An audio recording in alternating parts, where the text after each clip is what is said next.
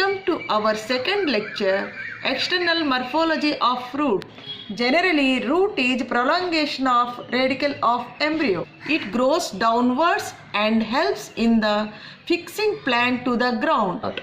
Root system is two types, taproot system and adventitious root system. Taproot system, in this system root develops from radicle of embryo, and this system is commonly found in dicot plants. Adventitious root system, in this system primary or taproot is short-lived, as later new root develops from base of the stem as fiber. That is, it develops from parts of the plant other than the radicle. Next point is regions of the root. Root cap. Apex of the root is protected by root cap.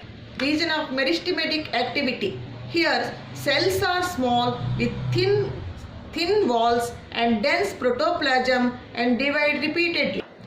Region of elongation. Here rapid elongation and enlargement of cell occur, resulting in increase in root length. Region of maturation.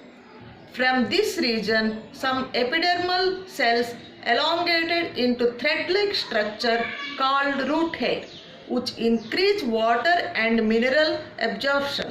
Modification of roots.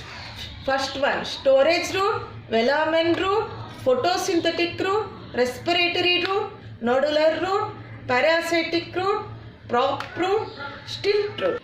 Storage root. Some roots store food prepared by autotrophic plant for future purpose, making them tubular or bulged. Examples: radish, carrot, beetroot.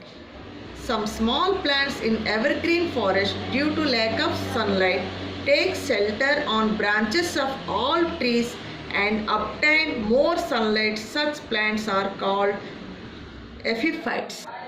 Epiphytes have two types of roots, clinging roots and velamen root.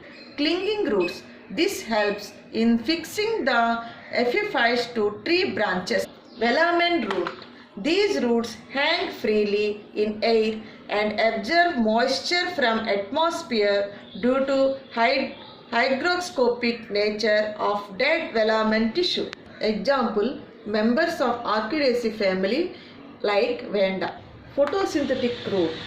These roots have chlorophyll, hence helps in carbon assimilation or photosynthesis. Example, Tinospora and Trapa. Respiratory roots.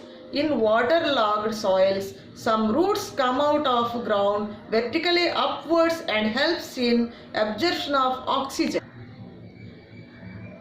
These roots have small pores, pneumatophores, hence also called pneumatophores.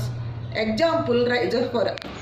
Nodular roots. In legumes, nodules on root form due to nitrogen fixing bacteria Rhizobium, which helps in fixing atmospheric nitrogen. Nodules has pink color pigment like hemoglobin. Example, green gram, black gram, etc.